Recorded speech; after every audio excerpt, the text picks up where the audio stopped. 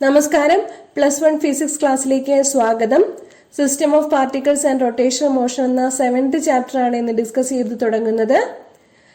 ആദ്യം തന്നെ rigid body എന്താണെന്ന് മനസ്സിലാക്കാം. റിജിഡ് ബോഡി പേര് സൂചിപ്പിക്കുന്നത് പോലെ തന്നെ അൺചേഞ്ചിങ് ഷേപ്പ് അല്ലെങ്കിൽ ഡെഫിനിറ്റ് ഷേപ്പ് ഉള്ള ബോഡീസിനെയാണ് റിജിഡ് ബോഡി എന്ന് പറയുക.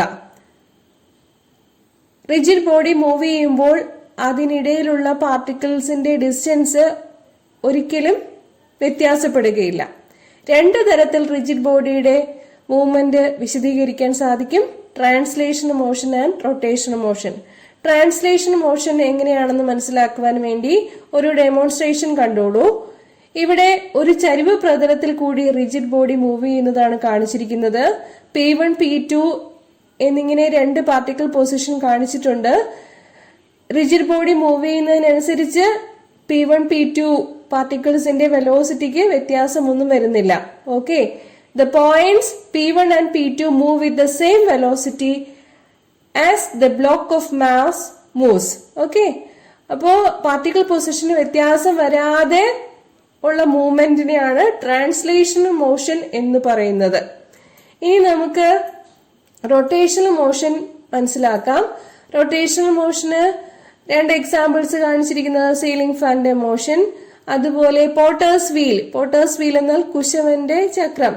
ഈ കളിമണ്ണ് കൊണ്ട് പാത്രങ്ങളൊക്കെ ഉണ്ടാക്കൂലേ, അത്. ഈ രണ്ട് കേസിലും ഒരു ഫിക്സ്ഡ് ആക്സിസിനെ ആധാരമാക്കിയുള്ള മൂവ്മെന്റ് ആണുള്ളത്.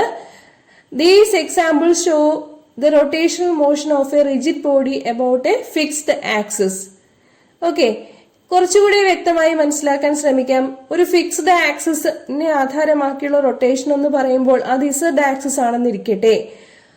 ഓരോ പാർട്ടിക്കിൾസും റൊട്ടേറ്റ് ചെയ്യുന്നത് ഈ Z ആക്സിസിന് പെർപെൻഡിക്കുലർ ആയിട്ടുള്ള ഒരു പ്ലെയിനിൽ കൂടിയായിരിക്കും. ആ പ്ലെയിൻ രണ്ടെണ്ണം ഇവിടെ കാണിച്ചിട്ടുണ്ട്.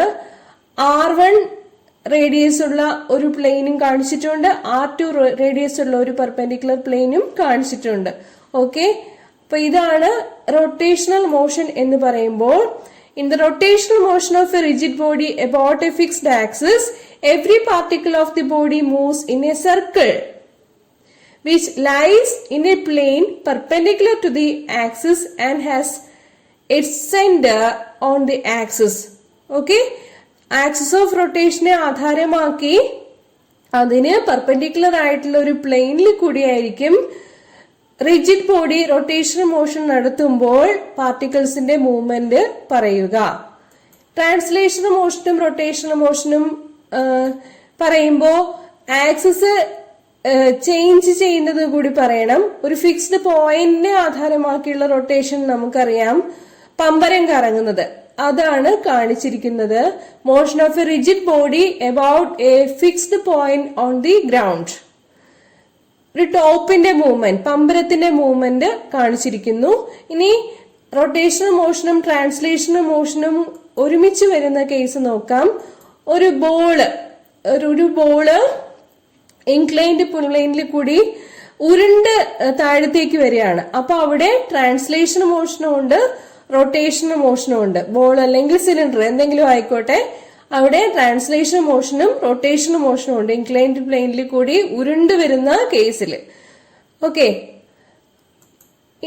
മറ്റ് എക്സാമ്പിൾസ് നോക്കാം. ഒരു ഡിസ്ക് കറക്കി എറിയാണ്. അപ്പൊ അവിടെ നമുക്ക് റൊട്ടേഷണൽ മോഷനും ട്രാൻസ്ലേഷണൽ മോഷനും പറയാൻ സാധിക്കും.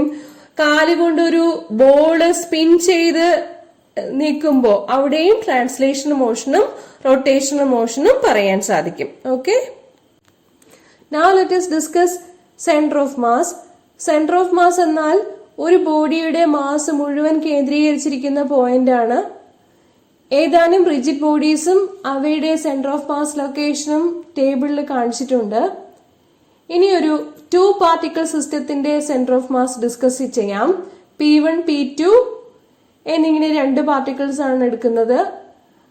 അവയുടെ മാസസ് M1 M2 ആണെന്നിരിക്കട്ടെ. P1ന്റെ പൊസിഷൻ വെക്ടർ R1 എന്നും P2ന്റെ പൊസിഷൻ വെക്ടർ R2 എന്നും വിചാരിക്കുക. എന്താണ് പൊസിഷൻ വെക്ടർ എന്ന് പറഞ്ഞാൽ? ഒരു ആർബിട്രറി ഒറിജിനെ ആധാരമാക്കി ആർബിട്രറി ആയിട്ടുള്ള ഒരു ആക്സിസിന്റെ ഒറിജിനെ ആധാരമാക്കി പാർട്ടിക്കിൾ പോയിന്റിലേക്കുള്ള ഡിസ്റ്റൻസ് ആണ് പൊസിഷൻ വെക്ടർ എന്നതുകൊണ്ട് ഉദ്ദേശിക്കുന്നത്. P2ലേക്കുള്ള പൊസിഷൻ വെക്ടർ R2 ആണെന്ന് വിചാരിക്കുക. സെന്റർ ഓഫ് മാസ് Q എന്ന പോയിന്റിലാണ് കൺസിഡർ ചെയ്യുന്നത്. അതിന്റെ പൊസിഷൻ വെക്ടർ R ആണെന്ന് വിചാരിക്കുക. ആരോ മാർക്ക് സൂചിപ്പിക്കുന്നത് വെക്ടർ നൊട്ടേഷൻ ആണ്.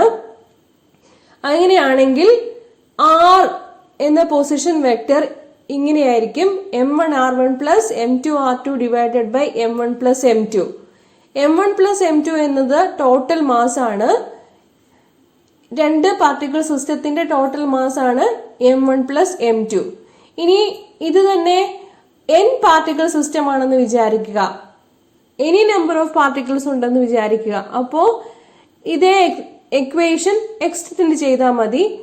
അങ്ങനെയാകുമ്പോൾ പൊസിഷൻ വെക്ടർ ഇങ്ങനെ നമുക്ക് പറയാൻ സാധിക്കും: m1r1 plus m2r2 plus etcetera plus mnrn divided by m1 plus m2 plus etcetera plus mn. അല്ലെങ്കിൽ പൊസിഷൻ വെക്ടർ എന്നാൽ ഇങ്ങനെ സമ്മപ്പ് ചെയ്തെടുക്കുന്നതിന് നൊട്ടേഷൻ ഉണ്ട്. അതിങ്ങനെയാണ്: sigma i equal to 1 to n MIRI. 1 കൊടുക്കുമ്പോൾ m1r1 ആകും, 2 കൊടുക്കുമ്പോൾ m2r2 ആകും, 3 കൊടുക്കുമ്പോൾ m3r3 ആകും. സമ്മപ്പ് ചെയ്തെടുക്കുന്നതിനാണ് sigma i equal to 1 to n MIRI എന്ന് പറയുന്നത്. മാസ് സം ചെയ്തെടുക്കുന്നു, ടോട്ടൽ മാസ് എടുക്കുന്നു. അതാണ് sigma i equal to 1 to n mi. That is m1 plus m2 plus m3 etc. plus mn. ഇനി നമുക്ക് 3 ഡയമെൻഷണൽ ആയിട്ട് കൺസിഡർ ചെയ്യുകയാണെങ്കിൽ എക്സ് വൈ ഇസെഡ് 3 കോർഡിനേറ്റ്സ് പറയണം. If x, y, z are the coordinates of the center of mass, the position vector of the center of mass is then given by x equal to sigma I equal to 1 to n MIXI divided by sigma I equal to 1 to n MI. ഇതുപോലെ തന്നെ y കോർഡിനേറ്റും z കോർഡിനേറ്റും പറയാൻ സാധിക്കും. Okay. Now let us discuss motion of center of mass or velocity of center of mass. We have an n particle system. N particle system എന്നാൽ our rigid body is made up of particles of masses m1, m2, m3 etc. up to mn. Total mass capital M എന്നുള്ളത് m1 plus m2 plus m3 plus etc. plus mn ആണെന്നിരിക്കട്ടെ. Any number of particles, total mass ഇതിന്റെ എല്ലാത്തിന്റെയും കൂടി some ആണെന്ന് പറയുന്നത്. അങ്ങനെയാകുമ്പോൾ centre of മാസിന്റെ movement പറയാൻ ഇക്വേഷൻ ഇങ്ങനെ എടുക്കാം: mr equal to m1r1 plus m2r2 plus etcetera plus mnrn. r എന്നുള്ളത് സെന്റർ ഓഫ് മാസിന്റെ പൊസിഷൻ വെക്ടർ ആണ്. m സെന്റർ ഓഫ് മാസ് അല്ലെങ്കിൽ ടോട്ടൽ മാസ് ആണ്. m1, m2, m3 എന്നുള്ളത് ഇൻഡിവിജ്വൽ പാർട്ടിക്കിൾസിന്റെ മാസുകളാണ്. ഓക്കെ, ഈ ഇക്വേഷനെ കൺസിഡർ ചെയ്യുമ്പോൾ സമയത്തിനനുസരിച്ച് വ്യത്യാസമുണ്ടാകുന്നത് പൊസിഷനാണ്. ഓക്കെ, മാസ് കോൺസ്റ്റന്റ് തന്നെയാണ്, അതിന് വ്യത്യാസമൊന്നും ഉണ്ടാവുകയില്ല. അതുകൊണ്ട് ഇക്വേഷൻ 1നെ ടൈം അനുസരിച്ച് ഡിഫറൻഷിയേറ്റ് ചെയ്യാൻ പറ്റും. അങ്ങനെയാകുമ്പോൾ ഇക്വേഷൻ നോക്കിക്കോളൂ: m into dr by dt equal to m1 into dr1 by dt plus m2 into dr2 plus dt plus etc. plus mn into drn by dt. എന്താണ് ഇതിന്റെ അർത്ഥം? ഓരോ പാർട്ടിക്കിൾസിന്റെയും വെലോസിറ്റി കൺസിഡർ ചെയ്തിരിക്കുകയാണ്. പൊസിഷൻ സമയത്തിനനുസരിച്ച് എങ്ങനെ വ്യത്യാസപ്പെടുന്നു, എന്ന് പറയുന്നതാണ് അതിന്റെ velocity. Okay, if v is the velocity of the center of mass and v1, v2, v3 etc. are the velocities of individual particles, then we have the equation mv equal to m1 v1 plus m2 v2 plus etc. plus mn vn. എന്തുകൊണ്ടാണ് ഇങ്ങനെ കിട്ടുന്നത്? Change in position by time എന്ന് പറയുന്നതാണ് velocity. dr by dt എന്നുള്ളത് centre of മാസിന്റെ velocity ആണ്. Okay, അപ്പോ ഈ ഇക്വേഷനെ നമുക്ക് സിഗ്മ നൊട്ടേഷൻ വെച്ച് എഴുതുകയാണെങ്കിൽ mv equal to sigma i equal to 1/n mi/vi എന്ന് കൊടുക്കാം. മാസിന്റെയും വെലോസിറ്റിയുടെയും പ്രോഡക്റ്റിനെയാണ് മൊമെന്റം എന്ന് പറയുക. ഇക്വേഷൻ 2 നമുക്ക് മനസ്സിലാക്കാൻ പറ്റുന്നത് the total linear momentum of the system. Total linear momentum of the system എന്നാൽ m1 v1 plus m2 v2 plus etc plus mn vn. അതാണ് total linear momentum of the system എന്നുള്ളത് centre of മാസിന്റെ linear മൊമെന്റത്തിന് തുല്യമായിരിക്കും. Okay, അതാണ് conservation law. The law of conservation of linear momentum. External forces ഒന്നും act ചെയ്യുന്നില്ലെങ്കിൽ centre of മാസിന്റെ linear momentum എന്ന് പറയുന്നത് ഇൻഡിവിജ്വൽ പാർട്ടിക്കിൾസിന്റെ ലീനിയർ മൊമെന്റങ്ങളുടെ തുകയായിരിക്കും. Okay, so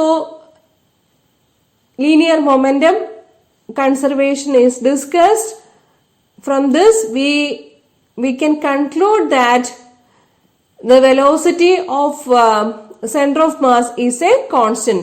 Center of mass ന്റെ velocity ക്ക് വ്യത്യാസം വരുന്നില്ല എന്നുള്ളതാണ്. Okay, we have discussed momentum or the moving effect. If no external forces are acting on the system, then the velocity of the center of mass remains constant. Change in position എടുക്കുമ്പോഴാണ് നമുക്ക് velocity കിട്ടുക. ഇനി change in velocity എടുക്കുമ്പോൾ acceleration കിട്ടും. മാസിന്റെ acceleration എന്നാൽ ന്യൂട്ടന്റെ ചലന നിയമപ്രകാരം ഫോഴ്സ് ആക്ടിംഗ് ആണ്. സെക്കൻഡ് ഇക്വേഷനെ ഒരിക്കൽ കൂടി ഡിഫറൻഷിയേറ്റ് ചെയ്ത് കഴിഞ്ഞാൽ മാസിന്റെ ആക്സിലറേഷൻ സെന്റർ ഓഫ് മാസിന്റെ കേസിലും ഇൻഡിവിജ്വൽ പാർട്ടിക്കിൾസിന്റെ കേസിലും കിട്ടും. അവിടെ നിന്ന് നമുക്ക് എത്തിച്ചേരാൻ പറ്റുന്ന conclusion force acting on the center of mass is equal to the external force. External force കൊടുത്തിട്ട് ഒരു ഡിസ്കിനെ ചുഴറ്റി എറിയുന്ന കാര്യം ഓർത്തു വെക്കുക. ഇവിടെ നിന്നും നമുക്ക് എത്തിച്ചേരാൻ പറ്റുന്ന conclusion, the center of mass behaves as if the entire mass of the system is concentrated at that point when an external force is acting on it.